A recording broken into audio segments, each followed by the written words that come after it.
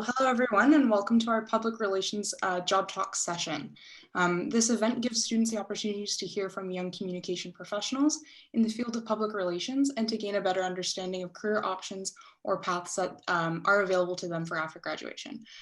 Like Jennifer said, my name is Gab. I'm the Vice President of Senior Affairs for the Communication Student Association, and moderating with me tonight is Caitlin Power. She's the Vice President of University Affairs Franco for the Communication Student Association. Jennifer Dumoulin is also here and will also help moderating. She's co-president of the Communication Graduate Student Association. We'll start with a brief introduction of each panelist, and then we will ask them a few questions that we've prepared beforehand. After that, we will then open up the floor to the audience and we'll have a Q&A period. If you have any questions that you would like to ask but are not comfortable turning on your microphone, you can put the questions, either French or English, in the chat and we can ask them on your behalf. Donc, bonjour à tous et bienvenue à notre session de discussion sur les emplois dans le domaine des relations publiques. Cet événement donne aux étudiants l'occasion d'entendre des jeunes professionnels de la communication dans le domaine des relations publiques et de mieux comprendre les options de carrière et les parcours qui sont offerts. Je m'appelle Kate, je suis la vice-présidente des affaires universitaires francophones. Je suis avec Gabrielle Duff, la vice-présidente des affaires seniors de l'AEC, et de Jennifer Dumoulin, la coprésidente de l'AEDC. Nous commencerons par une brève présentation de chaque panéliste, puis ensuite, on va les poser quelques questions qu'on a préparées d'avance. Et par la suite, l'audience fait poser les questions. Si vous n'êtes pas à l'aise de les dire à haute voix, vous pouvez l'écrire dans le chat et on peut les poser pour vous. Donc, bienvenue à tous. Sorry, I forgot to also introduce Professor Jean-Sébastien Mercier. He helps, plan these events and everything as well. He's also here, and he will be helping moderate as well. So we have two amazing panelists tonight. We have Shanti Cosentino and Florence Genot. Shanti just recently graduated from U Ottawa and Algonquin in the PR program and is an MBA candidate at the University of Fredericton. She's currently working as a coordinator at National Public Relations, which is Canada's #1 communication agency.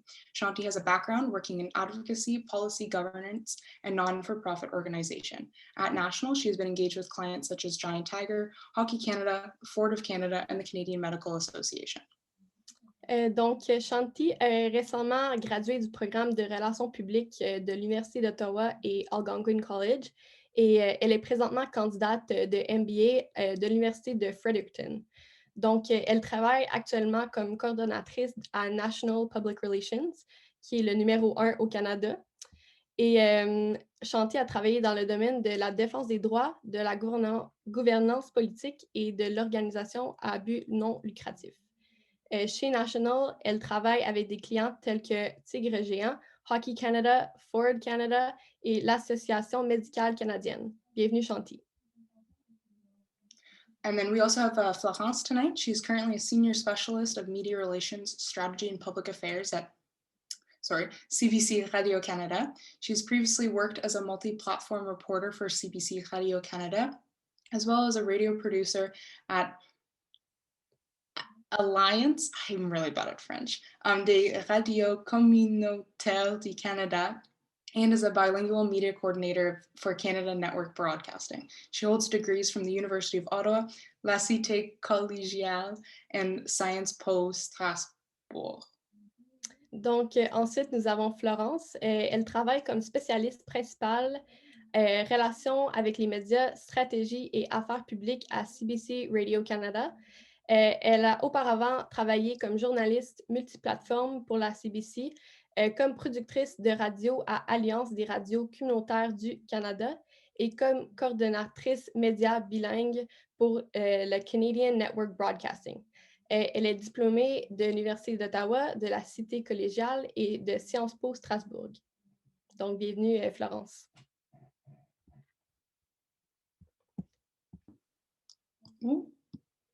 All right, so I know we just introduced our two panelists, but our first question will just kind of be tell us about your current job, what you do on a regular basis, just so we have a better understanding of what you do.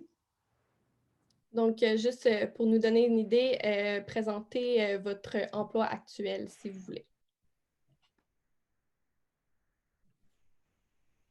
Yeah, so Florence, if it's okay with you, I'll start. As mentioned, I work as a coordinator at National Public Relations. I actually did my internship there as well, so my role has definitely evolved over time. I currently, my main role is to support our senior consultants and directors on whatever client file they're working on. So it's very fly by the seat of your pants, changes every day.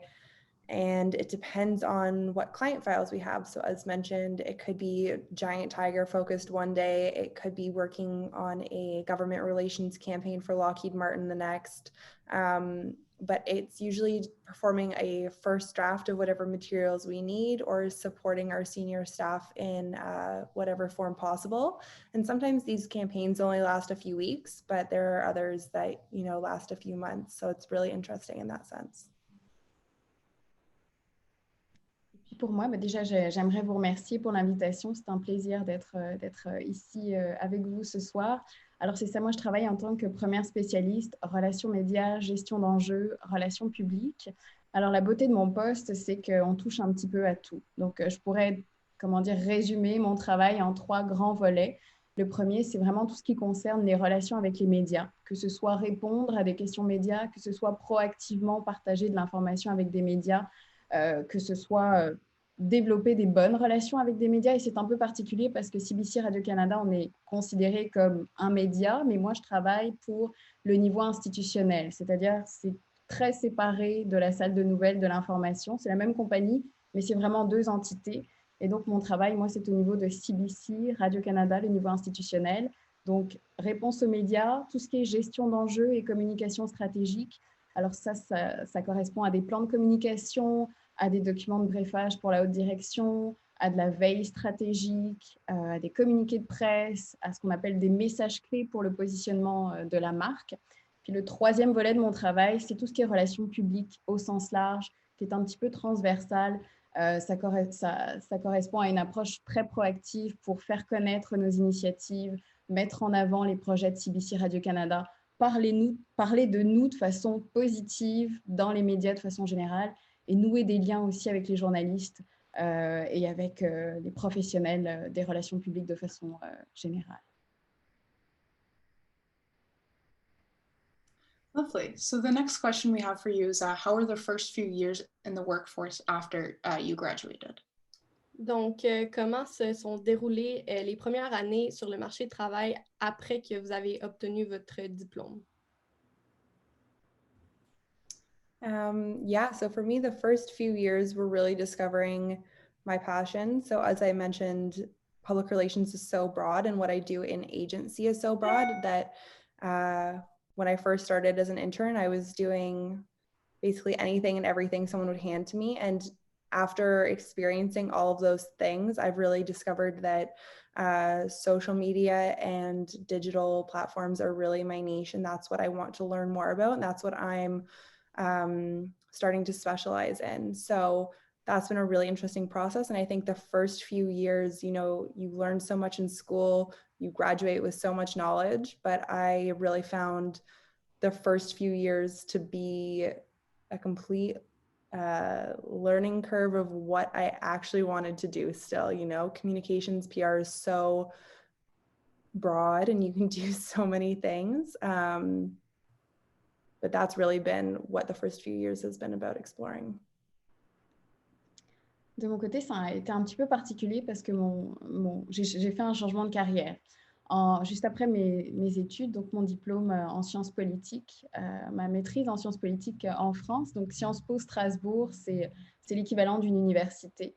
Donc ça fait 10 ans, en 2010, un peu plus de 10 ans, que j'ai eu ce diplôme de maîtrise. Et j'étais passionnée par le journalisme. Je faisais de la radio dans la radio étudiante à Strasbourg. Puis j'étudiais avec une majeure plus en droit, parce que les instituts d'études politiques permettent de se spécialiser en économie, en droit, en études européennes. Et je faisais de la radio comme un hobby à côté. Et puis un jour, je me suis dit, avec cette formation multidisciplinaire que j'ai et ce diplôme-là, pourquoi est-ce que j'en ferais pas mon travail principal de la radio ? Et c'est là que je me suis dit, avec Sciences Po Strasbourg, on avait la possibilité de faire un stage à l'étranger. Alors, j'ai regardé où est-ce que je pouvais aller dans le monde. Il y avait des partenariats entre Sciences Po Strasbourg et à peu près toutes les universités possibles. Et j'ai choisi Ottawa parce que c'était bilingue, parce que j'avais une très belle image du Canada. Les Français, on aime beaucoup le Canada, donc je me suis dit pourquoi pas. Et donc, je suis partie pour un an, en 2007-2008, pour étudier à l'Université d'Ottawa en droit. Donc là, je restais toujours dans mon socle de base qui était juridique au départ. Et j'ai continué à faire de la radio à l'Université d'Ottawa. Donc, j'animais une émission de reggae le soir. Je m'imprégnais de la culture canadienne et je suis vraiment tombée sous le charme. Mais il a quand même fallu que je retourne en France pour finir mon diplôme. J'avais encore 2 ans à finir. Je suis restée encore dans le socle classique. Je me suis spécialisée en économie et en droit. Et en 2010, quand j'ai fini mon diplôme, je me suis dit, bon, c'est pas le temps le droit qui m'intéresse, c'est pas tant l'économie, je veux faire du journalisme. Et avec ma petite expérience de radio associative, de radio communautaire, j'ai trouvé un stage à Toronto dans une station de radio. Et c'est là que c'est là que j'ai eu la piqûre. C'était une petite station de radio, donc je faisais un petit peu de tout. J'animais l'émission le matin. Il fallait se lever tôt, il fallait préparer ses émissions. C'était quand même une sacrée tâche, comment dire, il y avait beaucoup de choses à faire, mais ça m'a vraiment donné la piqûre. Puis ça m'a permis de connaître le monde des médias. Ça m'a permis d'être sensibilisée aussi aux enjeux des francophones et des Acadiens dans la francophonie canadienne. Moi, en tant que Française, je n'avais pas l'impression que le français était menacé, mais j'ai compris avec cette petite station de radio que ce n'était pas acquis de pouvoir étudier, travailler en français. Et puis, je faisais de la radio, donc j'avais mon propre show, je le préparais, il était diffusé à la station et j'ai commencé aussi à me familiariser avec tout ce qui est la radiodiffusion, le CRTC. Donc, ça a vraiment été l'occasion, en tant que stagiaire, de découvrir le milieu. Je n'étais pas payée. Je travaillais très fort et de me faire repérer par la suite par Radio-Canada. Donc, c'est là que j'ai mis le pied dans la porte à Radio-Canada pendant 3-4 mois à Toronto. Puis, c'était juste pour un remplacement, donc je n'ai pas pu rester. Et je me suis dit, quand ils m'ont dit, on ne peut pas te garder, je vais revenir. Donc, entre-temps, j'ai trouvé un autre poste dans la radio, donc l'Alliance des radios communautaires, qui est un réseau d'une trentaine de radios francophones, là encore, donc des radios francophones, acadiennes, à l'extérieur du Québec. Donc là encore, j'ai continué à découvrir le milieu. Cette fois, j'avais une émission qui était diffusée à la grandeur du Canada, donc à me familiariser aussi avec les différentes communautés francophones et acadiennes. Et puis en 2016, je me suis dit, il faut que je retourne à l'école, il faut que mon but, c'est Radio-Canada. Donc je suis retournée à la cité collégiale. Je travaillais, j'étudiais, donc c'était pas facile parce que c'était un travail à temps plein. Les études, c'était lourd aussi, mais extrêmement intéressant parce que c'est beaucoup de terrain. J'ai appris à faire de la télé, j'ai appris à faire de la radio, à écrire des textes web, à me débrouiller avec ma petite caméra, à faire des reportages de A à Z toute seule. Et en 2016, j'ai eu un poste à Radio-Canada. Donc là, j'ai travaillé en tant que journaliste pendant à peu près 3 ans et demi. Et puis l'année dernière, ou l'année d'avant, en 2019, j'ai vu passer une offre extrêmement intéressante en relations publiques, donc relations avec les médias, gestion d'enjeux à CBC Radio-Canada. Et je me suis dit, bon, j'adore le journalisme, je suis très bien en journalisme, mais j'ai envie d'essayer de relever ce nouveau défi-là. Et c'est là que j'ai fait ce virage de carrière et aujourd'hui, je ne le regrette pas du tout. Donc, ça a été un petit peu long, mon histoire, mais c'est pour vous donner un petit peu de contexte que c'est possible de faire un virage après 10 ans dans une branche, de se dire, on va essayer les relations publiques, les relations médias et de trouver ça extra. Puis là, ça fait à peu près 1 an et demi que je suis dedans et vraiment, je referai exactement le même parcours. Merci beaucoup, Florence. C'était vraiment intéressant. Yeah, thank you. From what I gathered from it. So our next question is, what surprised you or what were you not ready for in the workforce? Donc, qu'est-ce qui vous a surpris ou que vous n'étiez pas prêt à faire dans le marché du travail? I think I genuinely was not expecting to come out of, I did 4.5 years of undergrad and I came out, went into the workforce and I was like, wow, I don't know anything. And that's not to discourage you about your university experience, but just to say there's so much more to learn. I was like, oh, I've learned, certain softwares and oh yeah, I've like practiced digital campaigns. And then you go into the workforce and there's going to be 10 different ways to do it. There's going to be more effective ways to do it. Everyone is going to have a different trick that they teach you and every client is going to want something different. So I don't think there's a point where you stop learning, especially in a busy agency. And I think I was just surprised by like I have so much more to learn. And that's part of the reason I decided to go back and do my MBA is I wanted to continue learning about things that are different in public relations and kind of incorporate something different. And I also kind of found a mentor in my company and approached them and said, I want to learn more about social and digital communications. You know, every 2 weeks, if it's okay with our general manager, can we spend an hour and a half? And I want you just to teach me like these different platforms, and I want to learn more. And I realized that if I just ask to learn more, like they are totally on board to teach me. It's not a weakness. It's actually taken as a really good thing. And there's just always going to be so much more to learn. Alors, de mon côté, moi, j'ai pas de formation en relations publiques. Enfin, j'ai fait 10 ans de journalisme et bon, j'ai étudié en sciences politiques, donc je suis capable d'avoir un esprit de synthèse. Je suis capable de simplifier de l'information complexe.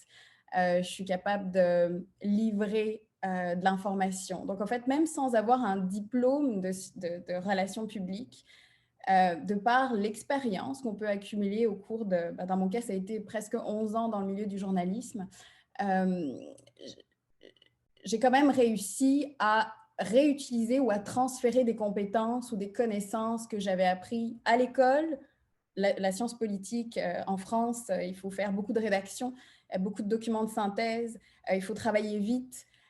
Donc ça me sert aujourd'hui. Pour ce qui est du journalisme, c'est un atout aussi parce qu'aujourd'hui, je réponds à des demandes médias, mais ayant été moi-même journaliste, je sais comment les journalistes fonctionnent, je sais ce dont ils ont besoin, je sais quelles sont leurs contraintes, je comprends leur mode leur travail.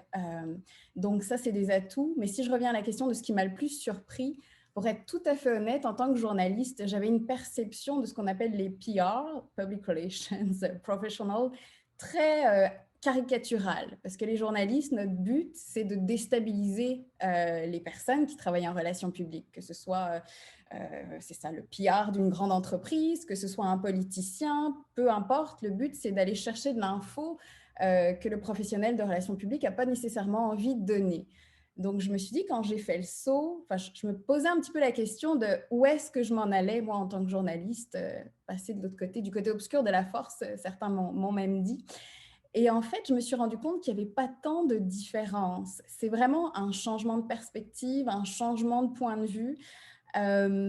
C'est peut-être aussi le fait que j'ai fait ce changement-là dans la même entreprise qui fait que je crois énormément dans le diffuseur public, donc le choc a peut-être été moins fort que si j'étais allée travailler pour une compagnie pétrolière, par exemple. Mais je me suis rendu compte que le travail de journaliste et le travail dans les relations publiques, c'est vraiment intrinsèquement lié.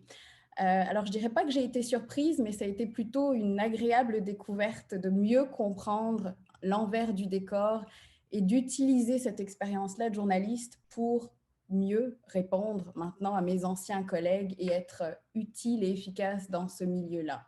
Puis j'insiste beaucoup sur les compétences qui sont transférables parce que vous avez peut-être fait du bénévolat, vous avez peut-être un projet de podcast, vous avez peut-être fait de la radio quand vous étiez vos premières années d'université, vous avez peut-être participé à l'écriture d'un journal. Peu importe, les relations publiques, c'est vraiment déjà tisser des liens avec les gens, c'est être capable d'écrire de façon percutante, d'écrire de façon concise, claire, efficace, de voir grand aussi quand on parle de positionnement d'une marque. Donc, vous avez sans doute tout plein de compétences transférables et de connaissances acquises à l'université que vous allez pouvoir appliquer. Puis comme disait ma collègue, le mentorat, c'est aussi très important. Si vous avez quelqu'un que vous admirez dans votre environnement, que ce soit un professeur, que ce soit un étudiant qui est un petit peu plus avancé, que ce soit même quelqu'un que vous ne connaissez pas nécessairement, puis que vous suivez sur LinkedIn, il ne faut pas hésiter à briser la glace, puis à poser des questions ou même à demander un contact. C'est vraiment quelque chose qui est, qui est extrêmement important. Puis comme disait ma collègue, ce n'est pas du tout un aveu de faiblesse. Au contraire, vous avez envie d'apprendre, vous avez envie d'être meilleur. Il y a des personnes que vous admirez. Il ne faut pas hésiter à les approcher puis à leur poser des questions. Je suis certaine qu'elles répondront avec beaucoup de, d'enthousiasme. You both are giving great advice and learning a lot. So our final prepared question is, do you have any advice? I mean, you guys have kind of already touched base on it, but do you have any advice for future graduates who will be soon entering the workforce? Donc, la dernière question qu'on a préparée d'avance, c'est avez-vous des conseils à donner aux futurs diplômés qui vont bientôt entrer sur le marché du travail? You know, this is something I always asked people when I was entering the workforce. I was like, please give me any advice you can get. But I think the biggest advice I have is like exactly what you guys are doing now. You're out at a webinar making connections, you're taking advice, you are doing the right steps, you're seeking it, right? I found that the biggest thing in public relations is the connections you make, and they will help with everything, whether it's you know, being able to phone up a colleague for advice, whether it's having business connections, whether it's having connections in the media. Like I have a whole contact list on my phone for connections I have at CBC, CTV, and it comes in handy even if I don't use it every day. You know, being able to go, I still have coffee with people I went to school with and just see how they're feeling in the industry. I think, you know, that's so important, is really the connections. And then also just putting yourself out there, which is, it goes hand in hand, right? Don't be afraid to call up a company and ask for an interview. Don't be afraid to put yourself out there multiple times, because sometimes that's what it might take. And being comfortable to make those hard phone calls and put yourself out there is, it's going to be part of the job. So get comfortable with it now and it'll really pay off. Je vais faire écho à ce que dit Shanti. Le réseautage, c'est extrêmement important. Les contacts que vous pouvez avoir, qui que ce soit effectivement un collègue d'université, que ce soit un journaliste avec qui vous avez eu un échange, ça, c'est un point aussi important. De lire beaucoup, ça peut sembler basique, mais moi, je lis beaucoup, notamment dans le milieu. Que font des marques, que font les communicants d'autres grandes entreprises, que ce soit Apple, que ce soit Coca-Cola, que ce soit juste pour comparer, voir comment eux fonctionnent, comment eux écrivent, comment eux se positionnent, pour pas rester dans mon silo de juste Radio-Canada ou CBC ou juste médias. Essayez d'aller voir ce que font d'autres marques, que ce soit au Canada, aux États-Unis, en Europe. Ça vous ouvre des horizons, ça permet de voir comment les communiqués de presse sont rédigés, comment telle ou telle marque se positionne. Quand il y a une crise, par exemple, que ce soit la crise du Covid ou d'autres types de crises, comment les entreprises réagissent, comment est-ce qu'elles communiquent à l'interne d'abord pour leurs employés, est-ce qu'elles émettent tout de suite un communiqué de presse, quelle est la stratégie qu'elles choisissent. Donc lire, ça peut être lire des livres, ça peut être lire Forbes, ça peut être suivre des influenceurs en communication sur les réseaux sociaux, juste pour que vous puissiez aller voir ce qui se passe dans d'autres environnements. Puis je dirais prendre des risques aussi, oser. Ça paye souvent de prendre des risques, c'est inconfortable. Alors, essayez d'être confortable avec l'inconfortable. Ça permet des fois de sortir un peu du lot. Ça permet de tester des choses, parce que c'est ça aussi les communications. On ne peut pas rester toujours dans un mode confortable, acquis, sécurisant. Il faut essayer des fois de tester d'autres solutions pour voir ce que ça peut donner. Des fois, ça ne marche pas et c'est correct, mais des fois, ça marche, puis ça peut ouvrir un chemin vers quelque chose de différent. Et les communications, c'est aussi la visibilité d'une entreprise, d'une marque. Alors, quand on est un petit peu novateur, un petit peu en avance, puis qu'on ose prendre des risques, eh bien, des fois, c'est très intéressant. Very nice, very nice. So that's the end of our prepared questions. So we'll now open it up to the floor for a Q&A period. Donc, c'est la fin de nos questions préparées. Donc, si vous avez des questions, vous avez juste à l'écrire dans le chat ou le dire à haute voix comme vous voulez.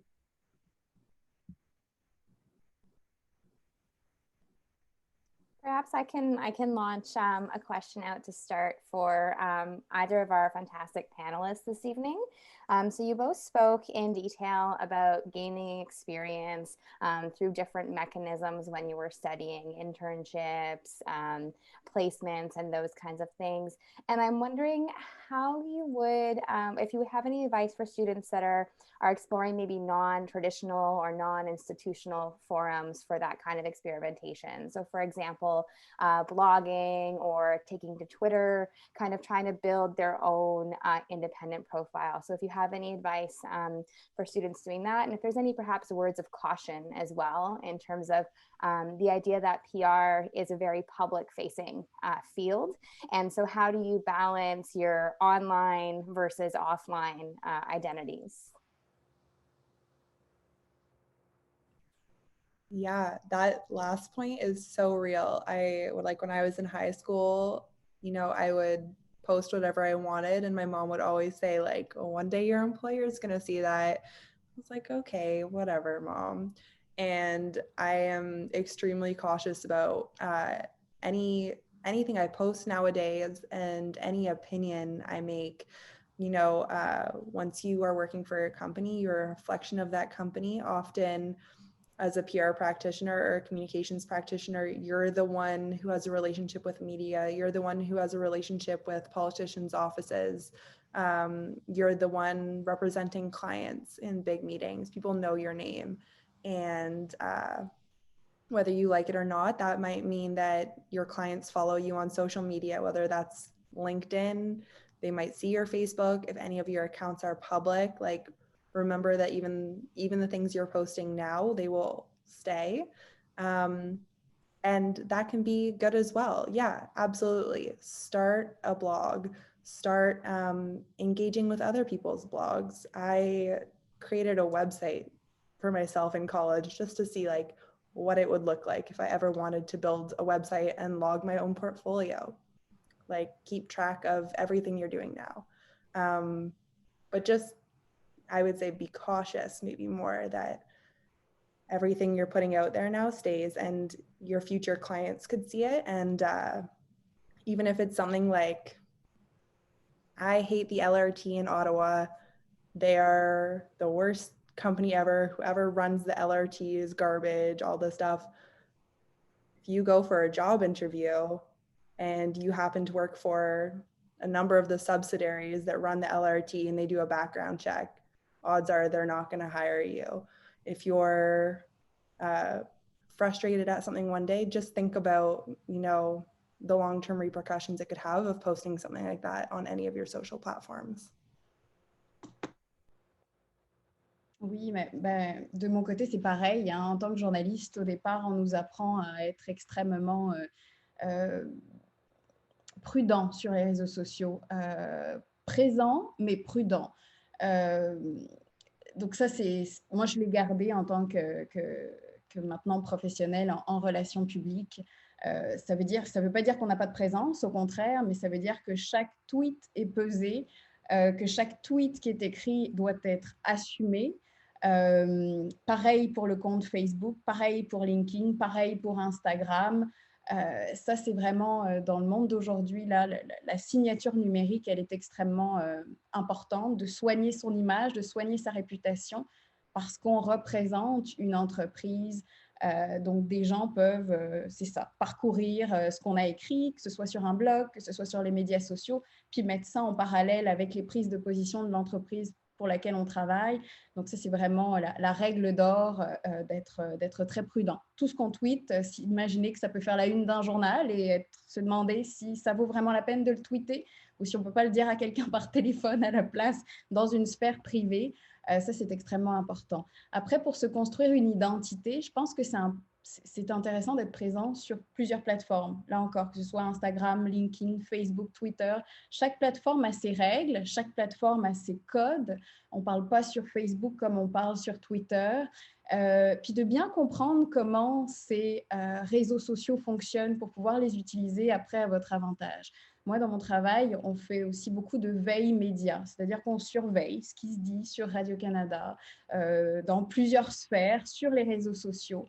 Donc, c'est vraiment intéressant de, comment dire, d'avoir une vue d'ensemble pour le jour où vous avez votre job de rêve, que vous ayez déjà une bonne connaissance de comment ces réseaux-là fonctionnent, comment dire, se positionner sur quel réseau, comment tweeter. Ça, c'est quelque chose qui peut s'apprendre juste en observant, en suivant des personnes influentes qui travaillent dans le domaine des communications, des relations médias, en regardant comment elles interviennent. Est-ce que c'est des personnes qui tweetent de façon bilingue? Est-ce qu'il y a beaucoup de hashtags? Est-ce qu'il y a beaucoup de photos? Est-ce qu'il y a beaucoup de vidéos? Est-ce que la personne tweet juste à propos de son organisation?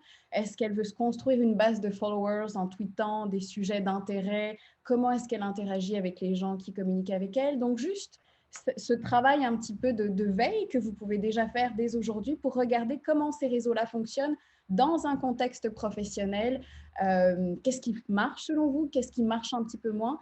Et c'est vrai que l'idée, par exemple, d'avoir votre propre blog, moi, je connais beaucoup le milieu des médias, donc l'idée de travailler ou de faire du bénévolat pour une radio communautaire, que ce soit une radio étudiante. Moi, j'ai été bénévole à TV Rogers au départ aussi pour comprendre comment ça fonctionnait, puis de vous rendre, comment dire, disponible, d'être prêt à faire un petit peu de tout. TV Rogers, tout le monde veut faire tout de suite de la manipulation de caméra, mais il y a peut-être des besoins justement pour les médias sociaux, pour les communications sur les médias sociaux ou pour les communications de l'entreprise vers l'externe. Donc, pourquoi pas, si vous avez le temps, là, c'est vrai qu'avec le COVID, c'est un petit peu plus compliqué, mais être prêt à faire un petit peu de tout, à toucher un petit peu à tout pour voir ce qui vous plaît le plus, puis dans quelle branche ensuite vous allez pouvoir vous orienter, parce que c'est vrai qu'il y a les relations médias, il y a les relations publiques au sens large, il y a la gestion d'enjeux, il y a les communications stratégiques. Donc, quand on parle de relations publiques, c'est quand même assez large et vous avez plusieurs types de sous-domaines à explorer.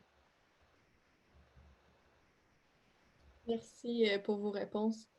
Il y a quelqu'un dans les commentaires qui demande How would you guys navigate having to network in the age of COVID? Donc, c'est quoi les nouveaux défis qui sont présents avec la COVID en termes de faire du réseautage? It's hard, and I know it'll be a lot harder for you guys entering the workforce just by nature. When I was in undergrad, I was part of International Association of Business Communicators, IABC. I know they've started hosting lots of online sessions and still trying to keep their members engaged. I was also part of CPRS, which is the Canadian Public Relations Society. They do very similar things. So they would have like networking events. They would have an event called PR in the Pub. They would have lots of things like that. And I know they've transitioned a lot of their services online. So see if, you know, there's a group out there, an association that's kind of already doing what you're interested in, and see how you can become a part of that. I know LinkedIn is also a really important tool right now. I've had people reach out to me who are in your exact position. They're an undergrad or they have questions about public relations, and they've just asked, you know, I have questions about the field. Can I reach out and chat to you after work for an hour one day, or even half an hour? Like, absolutely not a problem. Find a time that's flexible, convenient. Not everyone might say yes, but if you reach out to a handful of people that you know you want to learn more about their career path, I'm sure they would be happy to chat with you. And then that's also a connection they're going to make. So if that student comes back to me in 2 years and is like, I finished my degree, super passionate, do you remember chatting with me? I'd be like, yeah, for sure. Let's see if we can, you know, set you up for an interview here. Or let's see if I have any friends that might have openings at their agencies that I can recommend for you. It just kind of creates that connection now that you can build upon later. And even if you keep up with it every 6 months and just check in, those are relationships you can start to build. Oui, moi, je vais vraiment parler aussi des webinaires sur des sujets qui vous intéressent. C'est vrai que c'est très difficile, puis peut-être que mon expérience de ce côté-ci va être un petit peu moins utile, mais c'est ça, moi je suis retournée aux études en fait à l'automne dernier pour un programme en communication stratégique et gestion du changement. Donc ça a été mon occasion de réseautage pendant la pandémie, j'en ai pas vraiment d'autres. Le reste, c'est vraiment beaucoup des échanges avec des collègues, et c'est vrai qu'au fil des années, j'ai établi beaucoup de liens. Donc moi, mon réseautage, il se limite à organiser des cafés virtuels de temps en temps. Je me force à en avoir 3-4 par semaine avec les collègues, que ce soit des collègues journalistes, que ce soit des collègues des finances, que ce soit des collègues des équipes graphiques, peu importe, mais toujours essayer de maintenir ce lien avec d'autres personnes au sein de l'organisation, que ce soit des journalistes, que ce soit des gens qui travaillent au niveau institutionnel, et puis tout ce qui est webinaire. Moi, ma philosophie, c'est d'en apprendre le plus possible maintenant, pendant qu'on est bloqué à la maison. Et puis, une fois que la pandémie sera terminée, d'avoir accumulé ce bagage de connaissances. Alors, c'est sûr que vous en sortez, donc vous avez peut-être un peu une approche autre, mais pourquoi pas essayer de vous inscrire ou de participer à des petites sessions de formation. Moi, ma session de formation, c'était comme 2 mois, même pas. Donc, c'était vraiment court pour accumuler des connaissances, développer des contacts et puis saisir toutes les opportunités, comme disait ma collègue, d'adhérer à des associations professionnelles qui rassemblent des gens qui travaillent dans le milieu des communications le plus possible pour accumuler de l'expérience, accumuler des contacts et puis pas perdre la main. C'est ça, pas s'isoler.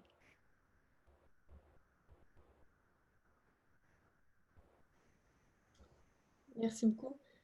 Si vous avez d'autres questions, vous pouvez vous mettre sur démute ou l'écrire dans le chat en anglais ou en français, comme vous voulez.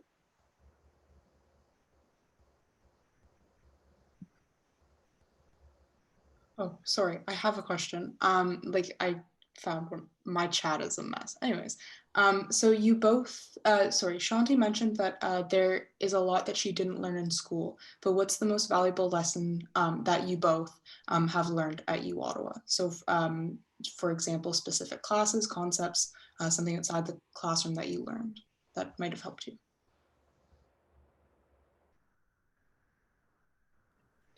Oh my gosh, I gotta think back a little bit.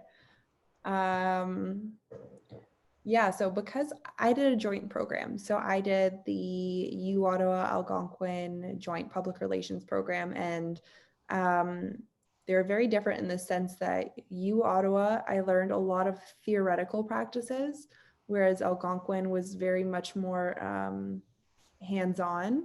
So that was really different, but I think I learned a lot about research actually and different forms of research at U Ottawa that I never did in college. I took both qualitative and quantitative research classes, and I don't think I realized how much research I would be doing day to day, especially when you start out at a very junior level in a company.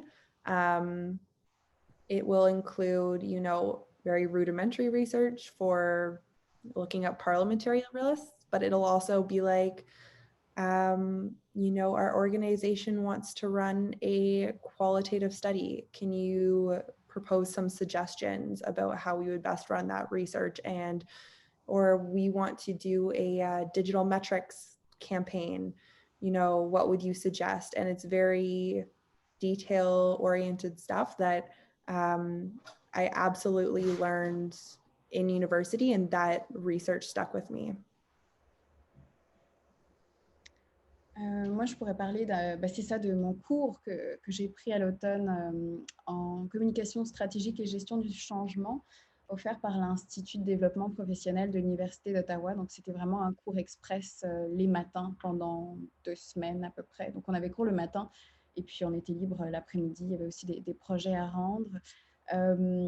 Et un des éléments que j'ai trouvé intéressant et que j'ai trouvé utile, c'était l'approche la gestion du changement. J'ai trouvé que dans le contexte de la COVID-19, ça résonnait encore plus. Comment communiquer à l'interne, à l'externe, dans une période de changement, de transition, quand on a de la difficulté à planifier, quand il y a beaucoup de stress qui est généré par, dans le cas de la COVID, la réorganisation du travail, par exemple. Alors, c'est vrai que moi, mon travail, c'est de la communication externe principalement, puisque c'est des relations avec les médias, de la gestion d'enjeux. Mais j'ai trouvé que c'était un bon complément de comprendre toute la notion de résistance au changement, comment on surmonte la résistance au changement dans une organisation, puis comment on communique, comment les communications stratégiques peuvent aider à passer au-dessus de la résistance au changement, justement, en créant des groupes de travail, en développant des sondages, en ajustant les outils de communication interne aux besoins des employés, C'est assez difficile à résumer en quelques minutes, mais là encore, l'idée de ne pas juste être... Moi, mon travail, c'est les communications externes, mais là, d'avoir cette formation, puis de comprendre comment communiquer autour du changement à l'interne pour que l'organisation soit plus forte, ça a été un apprentissage extrêmement intéressant aussi. Dans le contexte de la COVID, où on a eu, nous, nos journalistes qui quasiment du jour au lendemain ou à quelques semaines près, une grande partie d'entre eux ont dû commencer à travailler de la maison. Mais il a fallu quand même que les informations continuent à un moment où les Canadiens avaient particulièrement besoin d'informations, certes, mais aussi de divertissement, de contenu éducatif. Donc ça crée des bouleversements à l'interne et il faut arriver à communiquer à l'interne et à faire en sorte que l'entreprise, malgré le choc de la COVID, continue de performer, continue de rayonner et puis trouve une nouvelle norme, un nouvel équilibre. Et ça implique les communications aussi.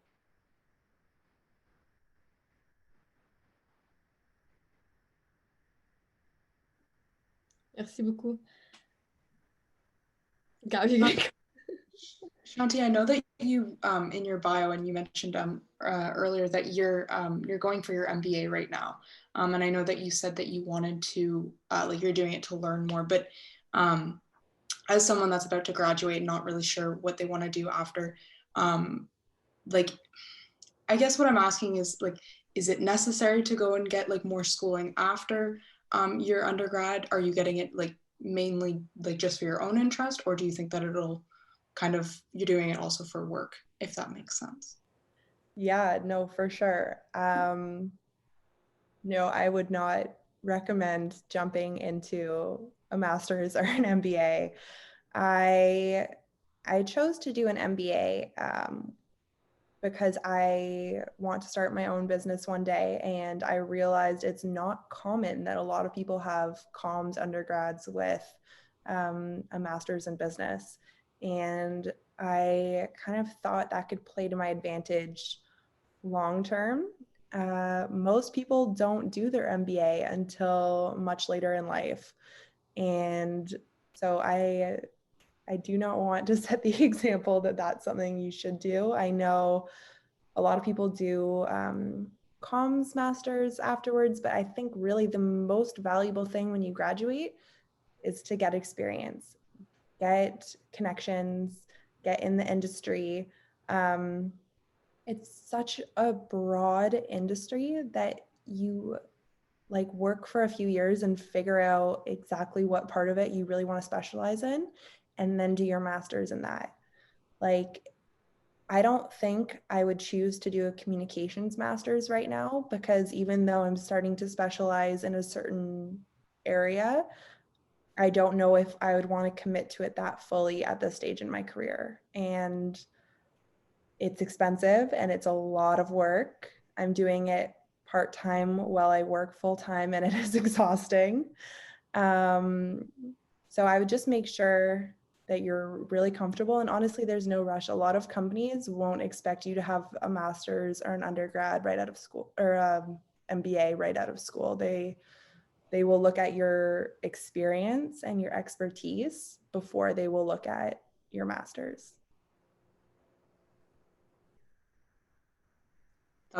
That's very reassuring for myself. I don't know if that's for anybody else, but thank you. Does anybody else have any other questions? I have a question. Can you guys hear me? Yep. Yeah. Okay.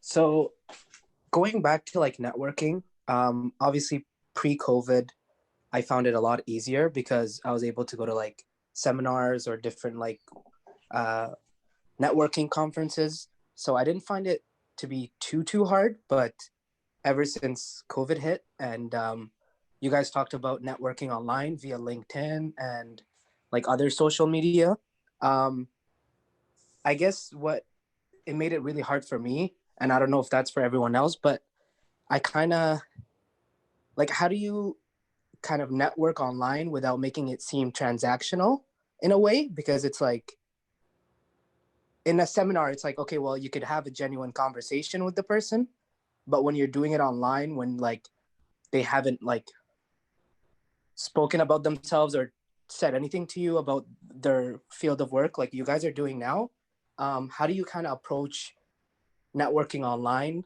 without making it seem transactional? I don't know if that makes sense, but yeah, like I just found it really hard to do so. So that's why I haven't been, or kind of been discouraged with networking online. So I was wondering if you had any like tips or tricks to get over that hunch. But yeah, let me know if that makes sense or not. But yeah. Je peux peut-être répondre en français. Je ne sais pas si c'est correct. Je réponds. Je suis bilingue, alors c'est bon. OK, super. Okay. Merci pour la question. Et c'est vrai, c'est un challenge particulièrement difficile pour les personnes qui sont déjà dans le milieu du travail, puis encore plus c'est ça, pour les jeunes, pour la relève qui rentrent maintenant sur le milieu du travail, dans le monde du travail. Je pense que tout dépend de la façon dont vous vous présentez. On a beaucoup une conception que sur LinkedIn, bon, c'est délicat, puis comme vous disiez, ça peut sembler une transaction, j'ai besoin de vous, j'ai besoin de telle ou telle information, mais je suis certaine qu'il y a beaucoup de professionnels qui, en recevant un courriel d'un étudiant diplômé qui a des questions spécifiques, précises, ou qui demande, enfin qui se présente, voilà mon parcours, voici ce que j'ai fait, voici pourquoi je vous contacte, et puis est-ce que vous auriez un petit moment ou juste d'inclure des questions dans le courriel? Je pense qu'il y a beaucoup de bienveillance chez les professionnels et qu'il ne faut pas hésiter à envoyer ce fameux courriel en le soignant un petit peu, puis en faisant un courriel bien sympathique, puis d'essayer de l'envoyer à plusieurs personnes, puis de ne pas se formaliser si peut-être vous ciblez une dizaine de personnes, puis qu'il y en a, mettons, 2, 3 ou 4 qui répondent sur les 10, mais juste d'essayer. Et puis, je suis certaine que les professionnels qui sont en plus dans votre domaine vont se faire un plaisir de répondre ou de vous donner des pistes. Tout le monde est bloqué à la maison. Donc, on est occupé, certes, mais on est bloqué à la maison. Alors, je pense qu'il faut pas être gêné, puis qu'il faut vraiment se lancer, cibler une liste de personnes, les approcher en parlant de ce que vous avez fait, de votre parcours, de ce à quoi vous aspirez, et puis de vos questions, ou même de demander, comme disait ma collègue tout à l'heure, si la personne aurait peut-être en 30 minutes pour discuter du métier ou d'une question particulière que vous avez.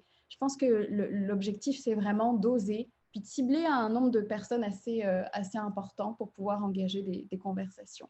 Mais vraiment de ne pas se sentir gêné, de se lancer. Yeah, I completely agree with what you just said, Florence. Like, you know, I get tons of messages from those, you know, LinkedIn companies that are just starting up and they're like, I'd love to offer you a job. And you can tell it's a script. Like, you can tell if someone is being very genuine and reaching out versus if it's a transactional message. And even if you make a comment like, oh, I noticed we went to the same university, or I noticed we took the same program, I noticed we have a mutual connection, will be a very authentic way for them to tell, like, okay, you actually know who I am. This isn't a copy paste message.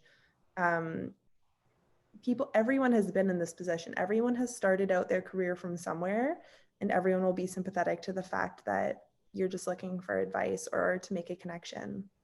Maybe not everyone, but most people. Okay, thank you. Merci. So we have another question. Would you recommend taking college courses in PR if you're doing your bachelor in comms? So I guess if it's just kind of like a general communications, you're not really like specializing in anything, if it's helpful to take college courses in public relations. I mean, as someone who took college courses, I definitely think they're helpful. Having that degree is great, but even just taking 1 or 2 college courses and specializing in something really niche that you're interested in, I find it gives you a lot of like hands-on experience. You'll kind of practice those skills before you go into the workforce. And I found that really reassuring. Like, I even took a photography class, and now, you know, I know that if a client needs a headshot taken on the whim, I would feel more comfortable doing it. And that's something really random that I just never would have used in or learned in university, but I would use in real applicable settings.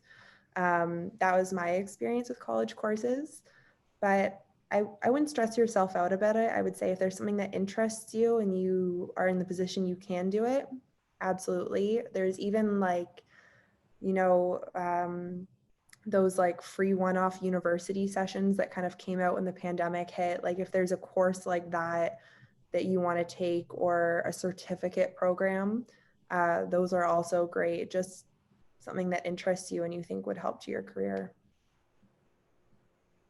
Oui, moi je vais me faire l'écho un petit peu de ce que Shanti dit, étant donné tout le temps qu'on a en ce moment à occuper, pourquoi pas. Moi je vais parler moi j'ai pris des cours en journalisme au Collège La Cité et ça a été une révélation parce que c'était des cours très pratico-pratiques. Et c'était pas du tout de la théorie. Ben, il y avait de la théorie, ça c'est sûr, c'est indispensable, mais c'était vraiment sur le terrain, comment réagir, des mises en situation, des outils très très concrets, très très utiles.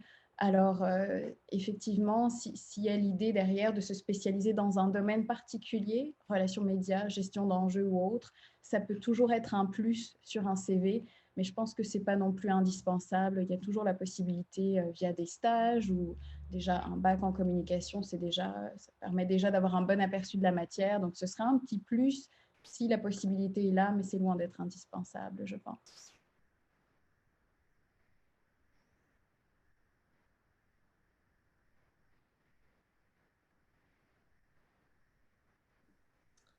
So I think we're going to take one more question if you guys have any in the chat, or you can unmute yourselves.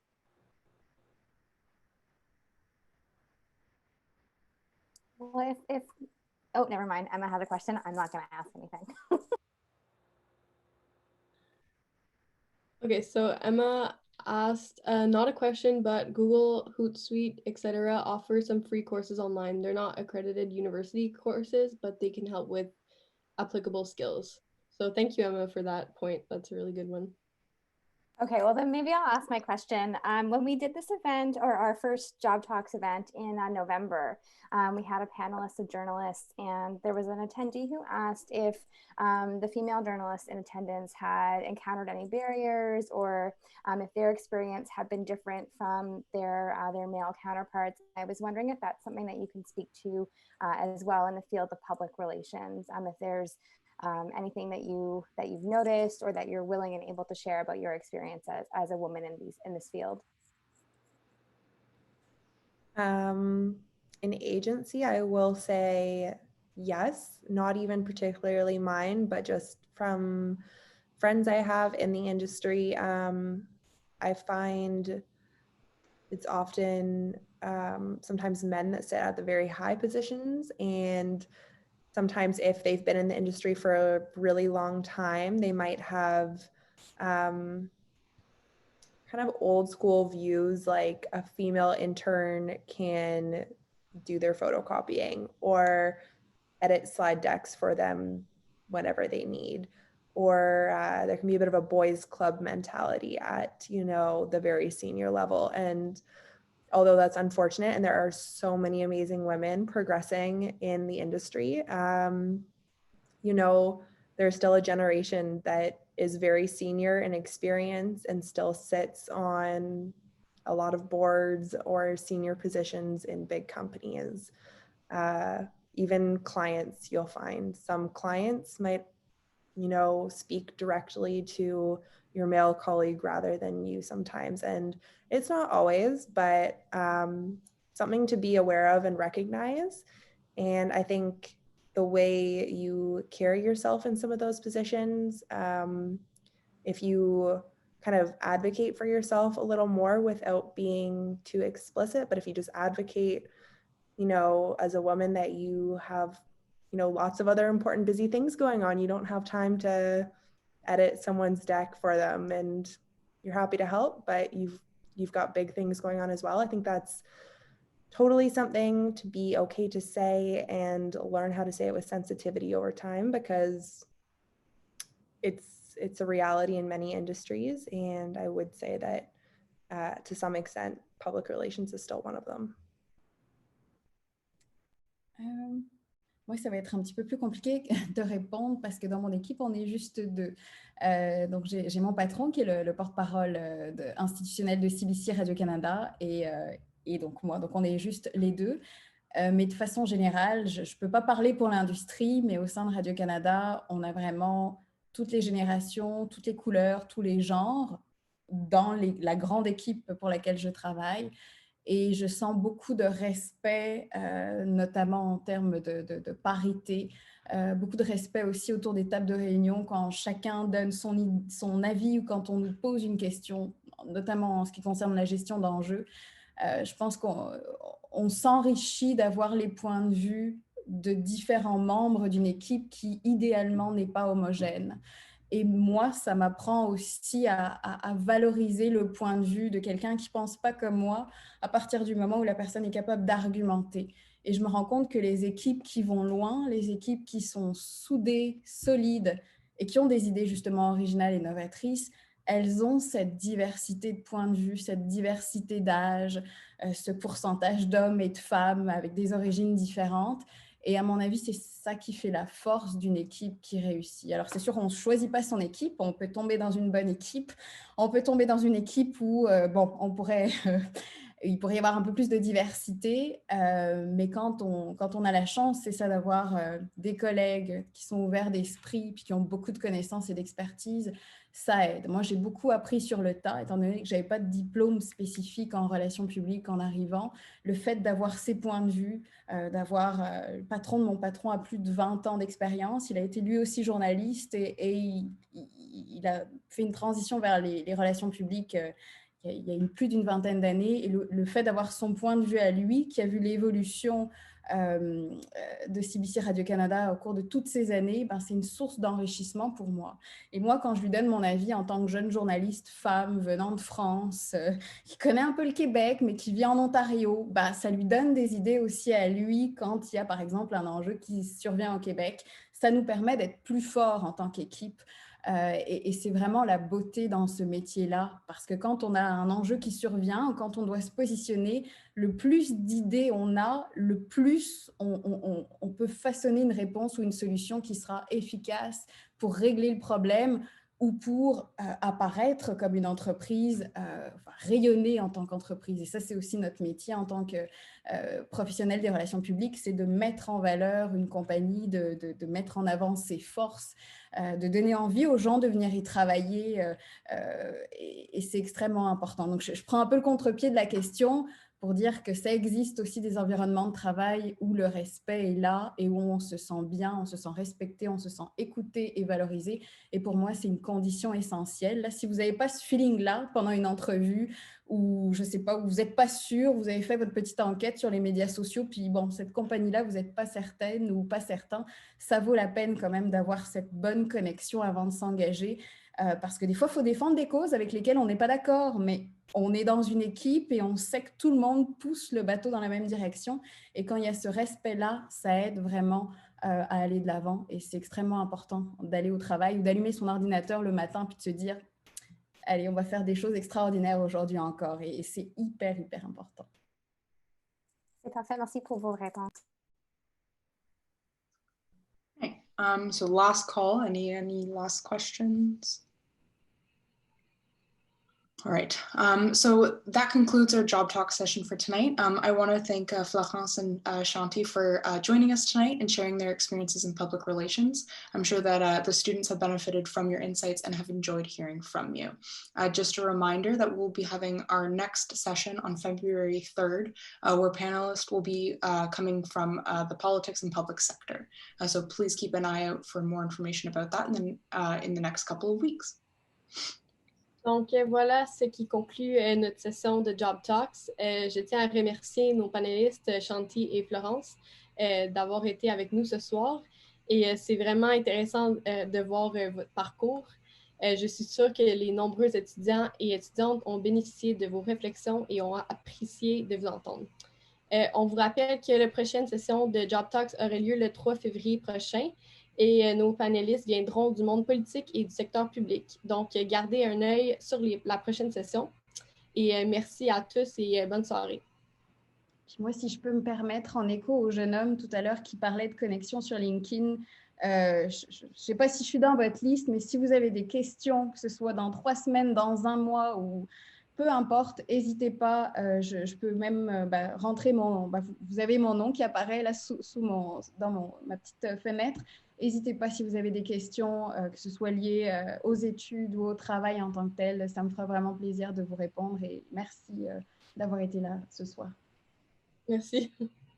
Absolutely, I echo that. If anyone ever has any other questions about public relations or agency life, I know I just made it sound like there's some negativity, but there's so many amazing sides of it and so much to learn from this kind of work. So if anyone ever has questions or concerns, happy to chat. And thank you so much for having me today. Have a great night, everyone. And yeah, thanks for coming.